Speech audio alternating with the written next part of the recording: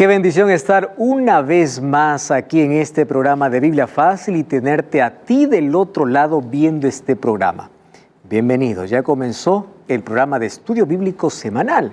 Y como siempre, yo te espero aquí con Biblia en mano y seguramente tú también estás esperando allí con un cuaderno, alguna hoja para tomar anotación de algunas cosas importantes y para comprobar si todo lo que hablamos aquí está basado en la palabra de Dios.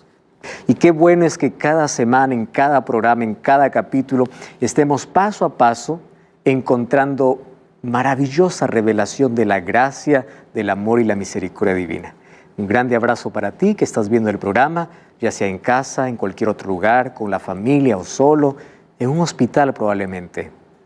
Que Dios pueda darte la fortaleza necesaria y ten la seguridad que un día vas a salir de allí. Aun cuando el diagnóstico sea muy desfavorable, un día Dios vendrá, Jesús volverá para colocar punto final al dolor y a todas tus lágrimas. Bienvenido entonces una vez más a tu programa de Biblia Fácil. Y tú ya sabes que yo aquí en mi mano siempre presento un DVD que está disponible para que puedas solicitarlo ahora mismo. Tú que estás viendo este programa puedes solicitarlo a través de nuestro número de WhatsApp, que es el +5512 9810 1460.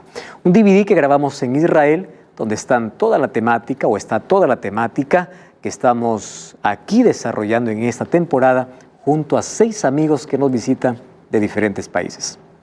Así que ya sabes, solicítalo ahora mismo y obtén este material. Te recuerdo una vez más que es totalmente gratis. Muy bien, y estamos aquí junto a amigos que representan a diferentes países. Uruguay, Paraguay, Argentina, Bolivia, Perú, personas que vinieron desde sus países dejando sus hogares por este tiempo para poder aquí estudiar la Biblia. Mas este es un tiempo invertido y un tiempo que vale la pena. Nos alegra entonces recibirlos una vez más, saber de que estamos juntos en esta caminata acompañando a Jesús en ese ministerio que realizó en nuestro favor. Vamos a abrir la Biblia. Lo hacemos siempre con disposición, con alegría y antes de que Cristo vuelva, Él realiza un juicio para determinar quiénes van y quiénes no van. Entonces hoy vamos a ver qué evidencias nos muestra la Biblia de que ese juicio va a terminar o que la gracia se va a terminar y qué cosas ocurrirán. ¿Existe alguna fecha? Vamos a ver si existe. Muy bien, vamos a hacer un breve repaso.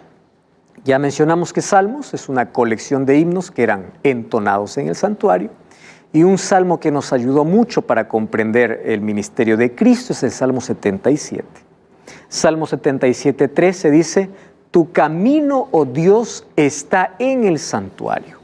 ¿Qué Dios tan grande como tú? Entonces el camino que recorrió Cristo estaba todo prefigurado en el santuario, ya sea a través de los muebles, de las fiestas o del ministerio y servicios que se realizaba en el santuario. Los muebles representaban, los muebles del atrio, a la primera venida de Jesús.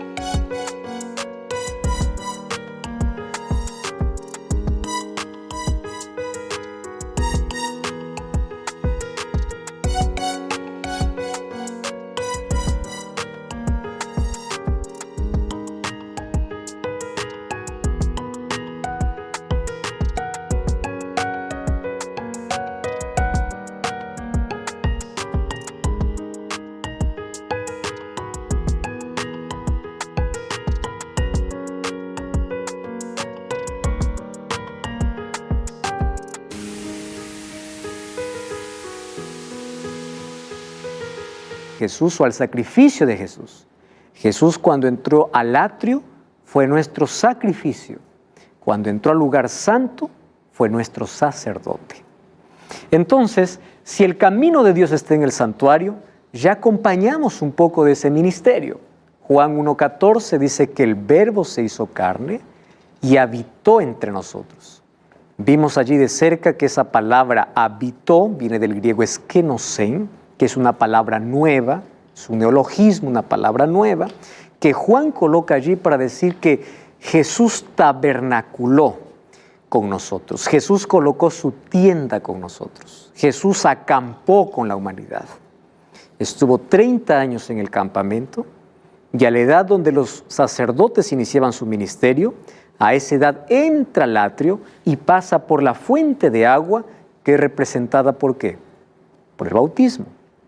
¿Y en qué año Jesús fue bautizado? ¿Recuerdan que hay una profecía que ya vimos? Que Jesús fue ungido, como dice Daniel, o bautizado, en el año 27. ¿Cuántos años tenía Jesús cuando fue bautizado? 30 años. Parece que hay una discordancia, ¿no? ¿Cómo es que Jesús va a tener 30 y el año es 27? No cuadra. ¿Cómo es que Jesús va a tener 33 y muere en el año 31? Nosotros ya hablamos aquí un poquito del cambio de los calendarios, ¿verdad? El calendario hebreo, que es el calendario que la Biblia presenta. Hubo un calendario romano, que fue llamado el calendario juliano, porque fue Julio César quien hizo ese calendario. Y después hubo un calendario gregoriano, que es el nuestro, en el cual nosotros nos regimos. Sin embargo, nuestro calendario está contemplado que hay una división en la historia, antes de Cristo y después de Cristo. Entonces, ¿quién hizo esa división? ¿En qué momento el calendario o la fecha del calendario cambió? Resulta que en el siglo XII de nuestra era, que es la era cristiana, apareció un monje llamado Dionisio. Y fue Dionisio quien, haciendo los cálculos, colocó al año 0 cuando en Roma se estaba viviendo el año 753 de la fundación de Roma. Entonces él hizo todos los cálculos y dijo, bueno, Jesús pudo haber nacido en el año 753 de la fundación romana. Y al año 753 lo colocó el año 0 para dividir la historia, el antes y después de Cristo. Solo que en su cálculo, que no fue correcto, después ya fue muy complicado nuevamente hacer la corrección, se quedó que Jesús nació justamente en el año 0. Solo que cuando Dionisio colocó el año 0, Jesús ya tendría 3 años. Jesús no nació en el año 753 de la fundación romana, sino en el año 750 aproximadamente de la fundación romana. Entonces, por eso que ahí está la diferencia o la incoherencia entre la edad de Jesús y el año del calendario. Pero cuando nosotros hacemos los cálculos correctos, Jesús fue bautizado en el año 27. ¿Y cómo sabemos que fue bautizado en el año 27? Para eso, miren, el libro de Lucas capítulo 3 nos ayuda a comprender mucho mejor. Lucas capítulo 3 nos narra la historia del bautismo de Jesús. Es un evangelio que presenta algunos detalles interesantes. Dice así, versículo 1, en el año 15 del imperio de Tiberio César, coloca una fecha. En el año 15 del imperio de Tiberio César, siendo gobernador de Judea Poncio Pilato y Herodes tetrarca de Galilea, su hermano Felipe, tetrarca de Iturea y de la provincia de Traconite, y Lisanias, tetrarca de Abilinia, y empieza ya a contar. ¿Para qué? Para decir que Juan el Bautista estaba bautizando. Vamos al versículo 21. Aconteció que cuando todo el pueblo se bautizaba, también Jesús fue bautizado y orando se abrió el cielo. Entonces aquí nos coloca la fecha. ¿Cuál es la fecha que coloca Lucas? Dice, en el año 15 del imperio de Tiberio César. Entonces, cuando vamos a la historia, el año 15 de Tiberio César, ¿cuál era? Era el año 27. ¿Correcto? Entonces, esa divergencia entre la edad y el calendario fue por un error de colocar el año 0 como el año de nacimiento de Jesús, cuando Jesús ya tenía 3 años. Quien hizo ese cambio fue un monje llamado Dionisio en el siglo XII de nuestra era. ¿Correcto? Muy bien, Jesús se bautizó en el año 27 y murió en el año 31 cuando tenía 33 años. Jesús todavía tenía 33 años. Aún no había cumplido 34 años. Recuerden que Jesús murió en el primer mes, Abib o Nisán, del año 31. Jesús todavía tenía 33 años. ¿Y después qué sucedió? Aquí Jesús, cuando muere en la cruz, era la representación o era la realidad de lo que los símbolos de sacrificio representaban, la muerte de un cordero en el altar de sacrificio. Jesús, cuando muere en la cruz del Calvario, Jesús está sellando o terminando el sistema de sacrificios. Entonces Jesús no solamente pasa por la fuente de agua, sino también va ¿para dónde? Para el altar de sacrificios. Después de 50 días Jesús entraría ¿a dónde? Al lugar santo. ¿Por qué después de 50 días? Recordemos que después de la Pascua, contando 7 semanas, que son 49 días, después de un día más, como ya hemos estudiado aquí, venía la fiesta del Pentecostés, o la fiesta de la cosecha. ¿Por qué era la fiesta de la cosecha? Allí terminaba la cosecha para todos los israelitas. Sin embargo, allí comenzó también la primera grande cosecha para el reino de los cielos, porque con un mensaje fueron bautizados 3,000 personas. Entonces, el derramamiento del Espíritu Santo era la promesa que Jesús había dado en Juan 7:39. Cuando el Hijo del Hombre sea glorificado, el Espíritu vendrá a la tierra.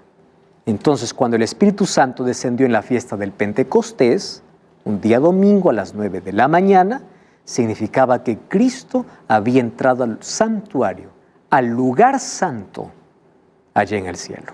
Entonces el Hijo había sido glorificado. Y después encontramos otra profecía en Daniel 8:14, diciéndonos el momento que Jesús entraría al lugar santísimo. Por 1810 años, desde el año 31 hasta 1844, Jesús estaba asumiendo la función de intercesor, de sacerdote. Lo que hacía el sacerdote en el servicio diario, que ya hemos visto en las otras lecciones aquí. Pero a partir de 1844, Jesús asume una nueva función, la función sumo sacerdotal. ¿Cuál es la diferencia? De que allí comienza un juicio para la tierra. ¿Cómo sabemos eso? Hay una profecía que es la profecía más larga de la Biblia, Daniel 8:14, cuando dice 2300 tardes y mañanas el santuario será purificado. ¿Qué santuario? Celestial, porque el santuario terrenal ya había sido destruido. Tarde y mañana representa un día, y un día en profecía equivale a un año. 2300 tardes y mañanas equivale a 2300 años. Daniel 9:27 nos dice cuándo inicia esa profecía.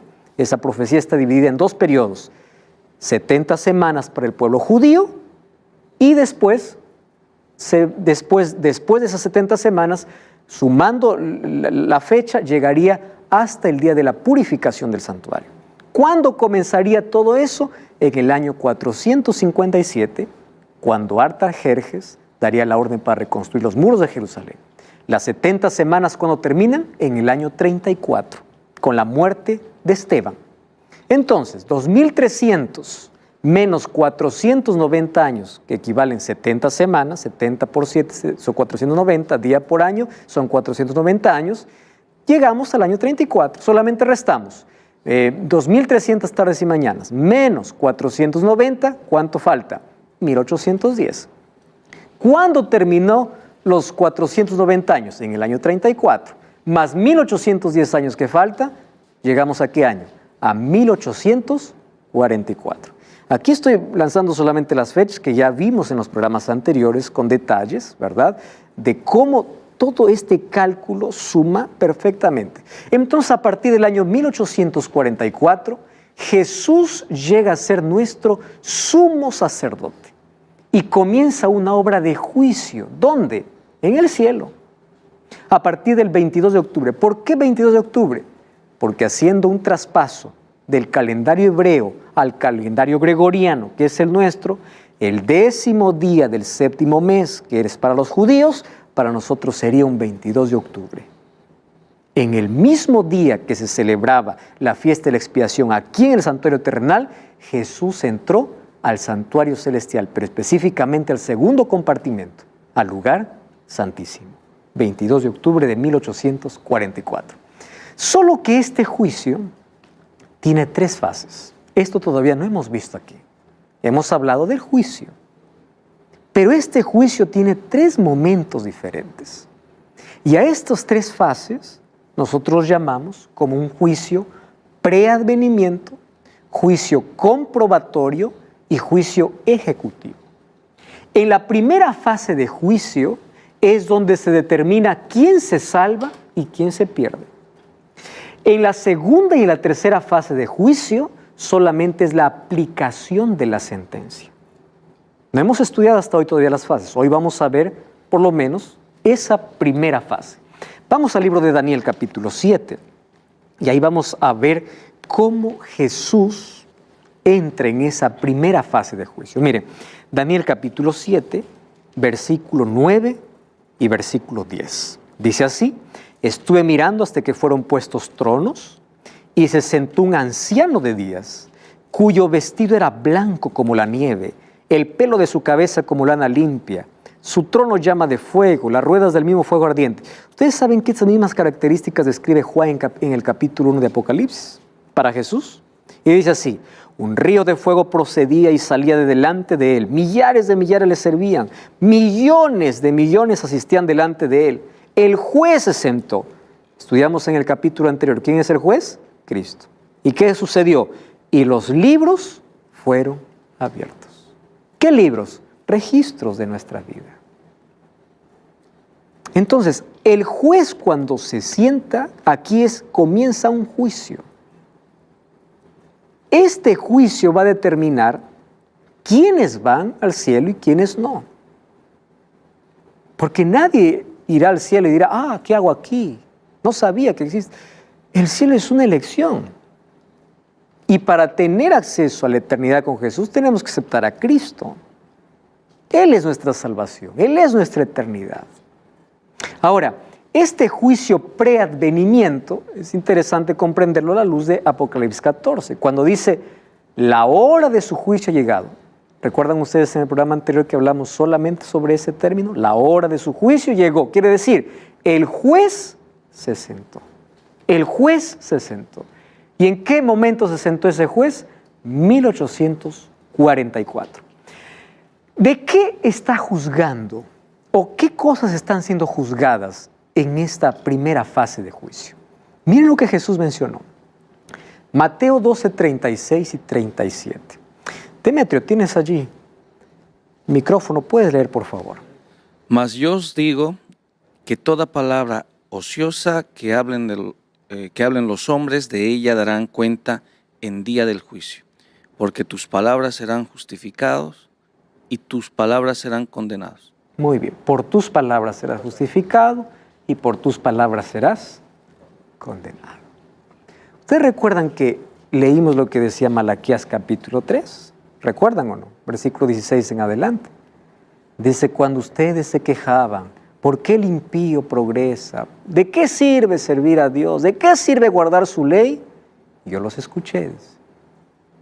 ¿Y dónde fueron registradas? En un libro. ¿Y qué cosa está diciendo aquí Jesús? De toda palabra ociosa que ven los hombres darán cuenta. Tengamos cuidado. Nuestras palabras hieren, destruyen o construyen o edifican. Nuestras palabras abren heridas o sanan. Hay violencia verbal, ¿verdad? Que a veces puede doler más incluso que la violencia física. Entonces, nuestras palabras incluso irán en contra de nosotros porque todas están siendo registradas. Ahora, no solo las palabras. Eclesiastés 12, 13 y 14 dice: el fin de todo el discurso oído es este: teme a Dios y guarda sus mandamientos. Esto es el todo del hombre, porque Dios traerá toda obra. Es decir, lo que dices y lo que haces. Nuestras acciones están fielmente registradas. La Biblia habla de libros, porque eso era lo que los profetas veían y conocían, ¿no? Imagínate si a un profeta Dios le hubiese mostrado, una computadora, no hubiese podido escribir, porque él no conocía.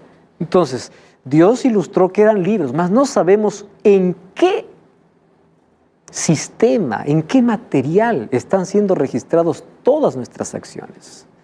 El asunto es que nuestra vida está pasando todos los días en el tribunal divino. Lo que decimos y lo que hacemos. ¿correcto? Dios traerá toda obra a juicio, sea buena o sea mala. Incluso las cosas que uno dice, nadie me ve, nadie, esto es secreto. No, toda cosa encubierta, porque no hay nada que escape a los ojos de Dios, ni de los testigos que son los ángeles. ¿Recuerdan que eso vimos? Que los ángeles están, ahora mismo están aquí con nosotros, nuestros ojos no nos permiten ver, pero ellos están registrando todo lo que hacemos, todo lo que hablamos. Están llevando un fiel registro. Santiago 2:10 y 12, ya leímos también ese texto, nos vamos a volver a leer, dice así, cualquiera que guardare toda la ley, pero ofendiere en un punto, se hace culpable de todos. ¿Qué ley está hablando? La ley de Dios. ¿Dónde está esa ley? En Éxodo 20. Ah, no, pastor, esa ley fue para el judío. ¿Cómo que para el judío? Miren lo que dice. El que dijo no cometerás adulterio, también dijo no matarás. ¿Dónde está eso? A ver, vamos a abrir la Biblia. Éxodo capítulo 20. Vamos a Éxodo.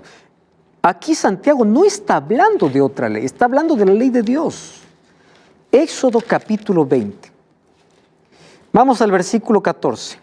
20, 14. O desde el versículo 13. Dice así, no matarás. ¿Qué dice el 14? No cometerás adulterio. ¿Qué cosa dice el título de ese capítulo? Los 10 mandamientos. Entonces Santiago dice, para que ustedes no confundan de qué ley estoy hablando, es la ley de Dios. Y dice, cualquiera que ofende en un punto se hace culpable de todos. El que dijo no cometerás adulterio también ha dicho no matarás. Está hablando, incluso está tomando 2 mandamientos de esa ley. ¿Y qué dice? Ahora, si no cometes adulterio, pero matas, ya te has hecho transgresión de la ley, transgresor de la ley. Y así puede ser con cada mandamiento. No te harás escultura, guarda el día sábado, honra a tu padre y a tu madre. Todo eso forma parte de la ley de Dios. Ahora, ¿por qué? Miren lo que dice Santiago. Así hablad. ¿Recuerdan los versículos anteriores? ¿Por qué seremos juzgados? Palabras. ¿Y qué cosa decía Salomón? Acciones. Y Santiago junta las 2 cosas. Dice, hablad y haced, como los que habéis de ser juzgados por la ley de la libertad. Satanás odia la ley de Dios, porque sabe que por ese código seremos juzgados. Cuando alguien me pone una multa de tránsito, tiene que decirme que hay una ley. Por ejemplo, yo paso el semáforo en rojo, hay una multa. ¿Por qué hay una multa? ¿Por qué hay un castigo? Porque yo rompí la ley. ¿Es así o no? Pero si no hay una ley, no hay juicio. Si no hay una ley, no hay pecado. ¿Comprenden la importancia de la ley? Entonces, en este juicio, el código por el cual seremos juzgados será la ley de Dios. Hay religiones cristianas que echan por tierra la ley de Dios. No quieren predicar la ley de Dios, no quieren observar la ley de Dios, no quieren obedecer la ley de Dios, porque ellos piensan que hay un conflicto entre la ley y la gracia. Ya les dije aquí, nadie se salva por guardar la ley. La ley es la evidencia, es el resultado de que la gracia de Cristo coloca mi vida en armonía con su voluntad. Aquel que guarda la ley para salvarse está perdido. Aquel que guarda la ley porque tiene un relacionamiento con Cristo y porque recibió su gracia, entonces está correcto. Es la evidencia y por eso seremos juzgados. Entonces, amigos, en esta primera fase hay un detalle que tenemos que ver. Es que quien entra primero a ser juzgado, ya dijimos, son los muertos, porque cuando uno muere, el destino está definido. Pero en esta primera fase entran los que dicen ser creyentes. Entonces, tú aceptas a Cristo, la Biblia dice, el que cree, se salva. Ah, muy bien, entonces todo el mundo se salva porque cree. No, no, no. Vamos a analizar si todo creyente realmente cree. Por eso es necesario un juicio. Porque yo puedo decir creo en Jesús y vivo como quiero. Yo puedo decir adoro a Jesús, pero no hago lo que la palabra de Dios dice. Vamos a analizar si realmente eres creyente. Entonces, miren lo que dice 1 Pedro 4, 17 y 18. Griselda, ¿puede leer el texto, por favor? Porque el tiempo de que el juicio comience por las cosas de Dios. Por la casa de Dios. Por la casa de Dios. Y si primero comienza por nosotros, ¿cuál será el fin de aquellos que no obedecen al Evangelio de Dios? Y si el justo con dificultad se salva,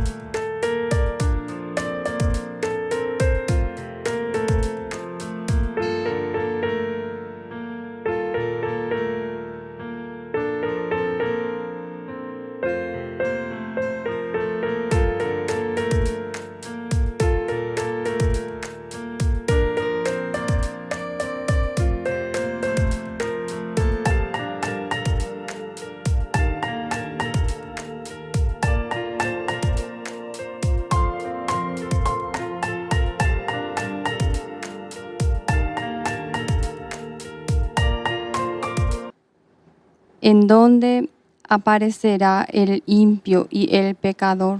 ¿Ustedes comprendieron lo que dice este texto? Es necesario que el juicio comience ¿por dónde? Por los creyentes, la casa de Dios. Y si comienza por nosotros, ¿qué será de aquellos? Dice. ¿Por qué? Porque ellos tendrán su parte en otro juicio. Entonces, en este juicio se saca la máscara de todo creyente para ver si realmente es un verdadero creyente.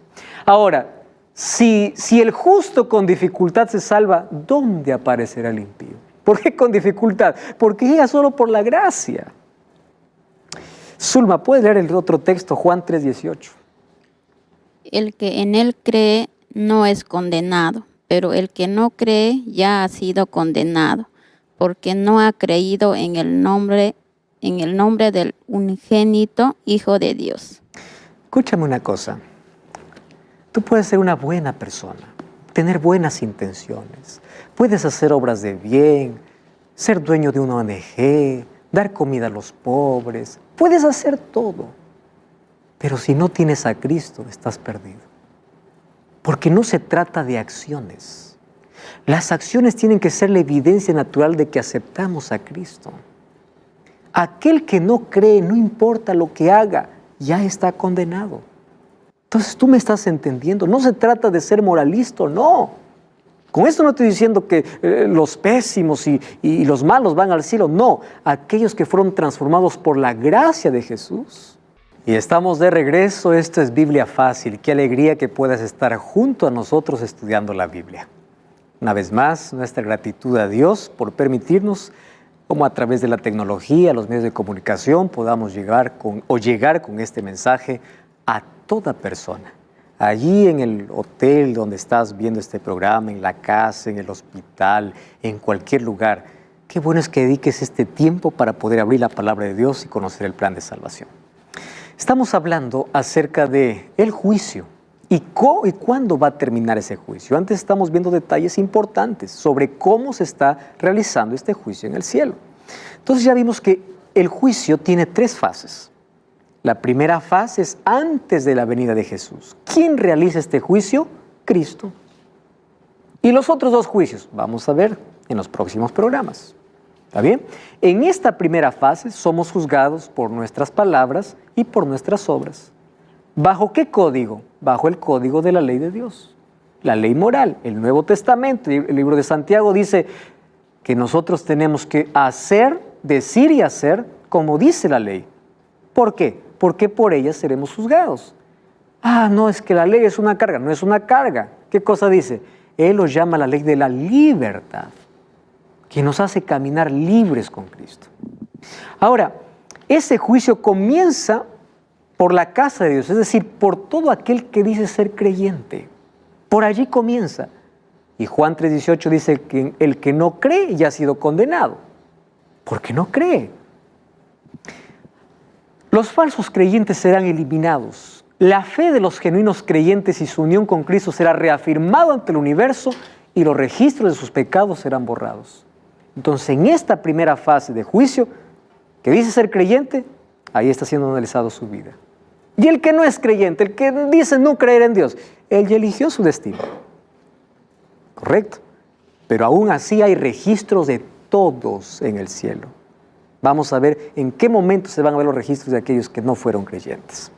Entonces, en esta primera fase, cuando Cristo salga ya del lugar santísimo, todos los archivos de los creyentes sinceros, de los que han hecho la voluntad de Dios, serán esos archivos eliminados. El santuario será totalmente purificado. No habrá más registro, pero de no todos los registros están eliminados, porque finalmente Cristo terminará con el pecado cuando termine con Satanás, con los pecadores, es decir, con aquellos que eligieron su suerte con él. Eso lo veremos en las otras fases de juicio.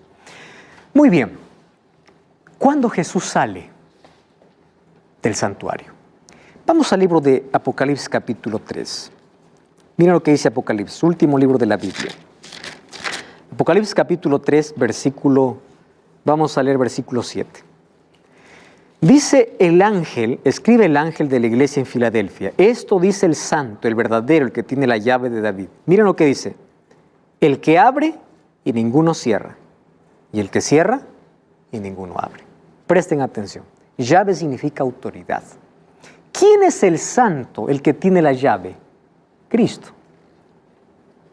Cuando Él abre, no hay ser humano que pueda cerrar. Jesús dijo, el que viene a mí no lo echo fuera.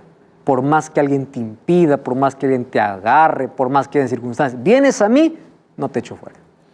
Pero cuando se cierra, nadie abre. Entonces, ese momento cuando Jesús sale del santuario, nosotros conocemos como el momento del cierre de la puerta de la gracia.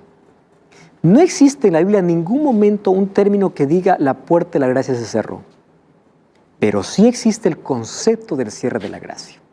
¿Cómo? Vamos a Mateo capítulo 25. Mateo 25 es una parábola muy conocida. Parábola de las 10 vírgenes. Ustedes han escuchado probablemente alguna vez. Y allí dice, el reino de los cielos será semejante a 10 vírgenes que tomando sus lámparas salieron a recibir al esposo. 5 eran prudentes y 5 insensatas. Ojo, todos eran creyentes porque todos esperan al esposo. ¿El esposo quién es? Cristo. ¿Correcto? Las prudentes tomaron aceite juntamente con sus lámparas, se tardó el esposo, cabecearon todas, se durmieron. A la medianoche se oyó un clamor, aquí viene el esposo, salid a recibirle. Entonces todas aquellas vírgenes que se levantaron y arreglaron sus lámparas. Las insensatas dijeron a las prudentes, danos de vuestro aceite porque nuestras lámparas se apagan. Las prudentes respondieron, para que no nos falte a nosotros ni a vosotras, id a las que venden, comprad y luego venid. Pero mientras ellas iban, vino el esposo, las que estaban preparadas entraron a las bodas. ¿Y qué cosa dice allí? Se cerró la puerta. ¿Qué sucede cuando se cierra la puerta? Vinieron también las otras vírgenes diciendo, Señor, ábrenos. Y él respondiendo dijo, de cierto os digo, no os conozco. ¿Las 10 estaban esperando, sí o no? ¿Cuál es la diferencia? Aceite. ¿Qué representa el aceite en la vida o en la Biblia? El Espíritu Santo. Hay personas que solamente tienen la lámpara, pero no tienen el Espíritu. ¿Cuál es la evidencia del Espíritu en la vida? El fruto del Espíritu. Eso ya hablamos aquí. No es el don del Espíritu, es el fruto. ¿Y cuál es el fruto del Espíritu? Amor, gozo, paz, paciencia, benignidad, bondad, fe, mansedumbre y templanza, como dice Gálatas capítulo 5. Es la evidencia. Entonces, un creyente, miren, sincero, fiel y honesto, hace la voluntad de Dios y tiene el fruto del Espíritu. Ama a Dios, todo es resultado del amor. Guarda la ley por amor. Por eso Jesús dice, si me amáis, guardad mis mandamientos. Resultado del amor. Nada de lo que hagas por Cristo sin amor tiene sentido. El amor es el fruto del Espíritu. Y los que entran, dice, a la fiesta, ¿quiénes son? Aquellos que tuvieron aceite y lámparas, palabra y espíritu. Y la puerta se cerró. Qué triste, ¿verdad? Ahora, miren lo que dice la Biblia sobre esta puerta cerrada. Apocalipsis 22:11 dice, el que es injusto, sea injusto. Un momento en el cielo se escuchará esta orden. El que es inmundo, siga inmundo. El que es justo, practique la justicia. El que es santo, siga santo. Quiere decir que en un momento de la historia llegará que el perdido no podrá salvarse y el salvo no podrá perderse. ¿Qué momento es ese? Cuando Jesús deje de ser intercesor, salga del santuario y todo se haya cerrado. Se acabó. ¿Cuándo ocurre eso? Antes de la venida de Jesús. Por allí hay una creencia dispensacionalista, que es una creencia absurda. Dicen, no, los seres humanos tendrán oportunidad porque Cristo va a venir, va a robar a su pueblo, el arrebatamiento secreto. Después aquí van a haber 7 años junto con el anticristo de oportunidad y después nuevamente va a volver Jesús por aquellos que se arrepintieron después. ¿Dónde está eso en la Biblia? La única oportunidad de salvación es antes que Cristo salga del santuario. Porque cuando Cristo sale del santuario, el caso de la humanidad está decidida. No hay segunda oportunidad. La oportunidad es hoy. Por eso es que el llamado de la Biblia es, si oyeres hoy su voz. Cristo dice, yo estoy a la puerta. No estaré, no estuve, estoy. El llamado para la salvación es el presente, mientras hay vida. No es en el pasado ni es en el futuro. Ahí está la urgencia del Evangelio. Mira lo que dice Daniel 12:1. En aquel tiempo se levantará Miguel. Miguel es un título para Cristo, cuando entra en conflicto para defender a sus hijos. El gran príncipe que está de parte de los hijos de tu pueblo. Será tiempo de angustia cual nunca hubo desde que hubo gente hasta entonces. Pero en aquel tiempo será libertado. ¿Quiénes? Tu pueblo. ¿Quiénes son tu pueblo? Los que se hayan escritos, ¿dónde? En el libro. ¿Recuerdan ustedes cuando los discípulos vinieron allí felices? Señor, en tu nombre sacamos fuera demonios, en tu nombre hicimos... Jesús le dice en Lucas 10:20, alégrense si vuestros nombres están escritos en el libro de la vida. Eso es la mayor satisfacción. ¿Quiénes serán libertados? Los que están escritos en el libro. Ahora, miren lo que dice el texto. Se levantará Miguel. ¿Recuerdan ustedes en el capítulo 7, Jesús se sienta? Y aquí en el capítulo 12, se levanta. Quiere decir que acaba la obra de juicio. Solo que cuando acaba la obra de juicio, ¿qué cosa habrá sobre la tierra? Tiempo de angustia, cual nunca hubo. ¿Cómo será ese tiempo de angustia? Será diferente para los hijos de Dios de una manera y para los impíos de otra manera. ¿Cómo será para los hijos de Dios? Miren lo que dice Jeremías 30, versículo 7. Ah, cuán grande es aquel día, tanto que no hay otro semejante a él. ¿Recuerdan lo que dice Daniel 12? Un tiempo cual nunca hubo. ¿Qué dice Jeremías? No hay otro semejante a ese tiempo. Tiempo de angustia para Jacob, pero de ella será librado. ¿Qué cosa dice Daniel 12? ¿Quiénes serán librados? Los que sean escritos en el libro. ¿Cómo se llama ese tiempo de angustia? Se llama tiempo de angustia de Jacob. ¿Quiénes pasarán ese tiempo de angustia? Los hijos de Dios. ¿Y por qué tiempo de angustia de Jacob? Porque la angustia que pasará el pueblo de Dios será semejante a la que pasó Jacob antes de encontrarse con Esaú. Esa historia está en el libro de Génesis. Yo aquí he colocado algunas características. Miren, Jacob fue amenazado de muerte por Esaú. Los hijos de Dios serán amenazados de muerte. Satanás llevó a Esaú a marchar contra Jacob. Satanás incitará a los impíos a destruir a los hijos de Dios. ¿Saben por qué? Ahora les voy a explicar. Porque ellos estarán viviendo plagas y ellos pensarán que esas plagas son por causa de ese grupo rebelde que no obedeció un decreto dominical que según Apocalipsis 13 se dará muy pronto. Satanás se esforzó para imponer sobre Jacob el sentimiento de culpa. ¿Saben cuál será la mayor angustia? La angustia mental. Porque los hijos de Dios estarán allí pensando, Dios me habrá perdonado. ¿Ustedes saben qué es la peor angustia?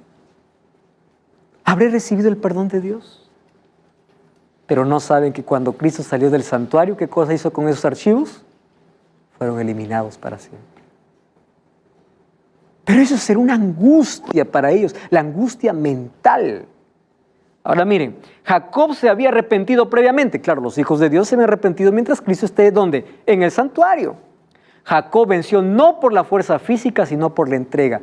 Los hijos de Dios, ¿cómo vencerán? Por su entrega a Dios, no por su fuerza. Cristian. Pastor, mi pregunta es, ¿qué yo debo hacer para figurar en el libro de la vida? Muy bien. Creo que eso es mi angustia. Muy bien. Y realmente figura. Y qué lindo es que podamos tener esa angustia, aunque no nos gusta la palabra angustia, pero es nuestra preocupación. Para que mi nombre pueda estar en el libro de la vida, es simple, más complejo para muchos. Yo tengo que renunciar a todo y entregarme completamente a Cristo. Mi entrega a Cristo, es Cristo quien coloca mi nombre en su libro. Y sabes, eso se demuestra de manera pública. El momento del bautismo, tú estás demostrando públicamente que tu vida le pertenece a Cristo. El bautismo, no es que en el bautismo te entregas a Cristo, tú te entregas antes, pero en el bautismo demuestras que tu vida has entregado a Cristo y a partir de ahí vas a caminar con Él. Entonces allí donde tu nombre se escribe en el libro de la vida. Y el asunto es mantener nuestro nombre allí. ¿Cómo permanece nuestro nombre allí? Porque un momento puede salir cuando siempre caminamos al lado de Jesús. ¿Correcto? Muy bien. Los hijos de Dios tendrán tiempo de angustia. ¿Y los impíos? Miren lo que dice Apocalipsis 15:8. El templo se llenó de humo. ¿Recuerdan qué es el templo? En la Biblia el santuario. Subimos en la primera lección aquí. Templo, santuario, tabernáculo son sinónimos. El santuario se llenó de humo por la gloria de Dios y por su poder. Nadie podía entrar en el templo hasta que se hubiesen cumplido las 7 plagas de los 7 ángeles. Es decir, las 7 plagas no tocarán a los hijos de Dios. ¿A quiénes tocarán? Aquellos que no hicieron de Jesús su abogado en el juicio. Aquellos que están perdidos. Si ustedes revisan Apocalipsis 16, es triste. El sol, dice, quemará mucho más, 7 veces más, arderá, el agua se convertirá en sangre, habrá una enfermedad que nadie podrá tratar. Hoy mismo tenemos ya epidemias y pandemias que asustan a la gente. Imagínense cuando sea una plaga venida desde el cielo. Esa angustia será triste. Y cuando van a Apocalipsis 16, dice que la gente no se arrepintió. ¿Por qué creen que no se arrepintió? Porque el Espíritu Santo ya no más trabaja en el corazón de las personas. ¿Qué cosa nos lleva al arrepentimiento? El Espíritu Santo. Sin el Espíritu Santo no hay arrepentimiento. Entonces, cuando el Espíritu Santo deja de interceder, ¿quién más se puede arrepentir? Nadie más. Por eso, mientras hoy el Evangelio es predicado, significa que el Espíritu Santo sigue actuando, sigue llamándote, pero un día el Evangelio nunca más será predicado. El Espíritu Santo nunca más llamará al corazón. ¿Por qué? Porque Cristo habrá dejado de ser nuestro abogado y saldrá para dar la recompensa a cada uno. Amigos, ¿cuándo se termina el tiempo de gracia? No lo sabemos. No lo sabemos. ¿Cuándo Jesús sale del santuario? No lo sabemos. Pero yo les quiero decir con seguridad que hay 3 momentos en los cuales la gracia se termina. ¿Saben cuál es el primer momento? La muerte. Se termina la gracia. No hay gracia para un muerto. La gracia es para el vivo. Ustedes saben que cada 12 segundos una persona muere. ¿Saben qué cosa es lo trágico de la muerte? Es que todos sabemos que vamos a morir, pero nadie sabe cuándo. Un enfermo puede vivir más que un sano, porque una enfermedad no significa que estás muriendo. Hay personas que hoy se levantaron, dijeron hasta la noche y nunca más volverán. Personas que anoche dijeron hasta mañana y nunca más despertaron. Lo triste de la muerte es que nadie sabe quién es el próximo. Cuando una persona muere, su destino está sellado. ¿Qué lecciones hiciste en vida? Analicemos la vida. ¿Cuál es un segundo momento?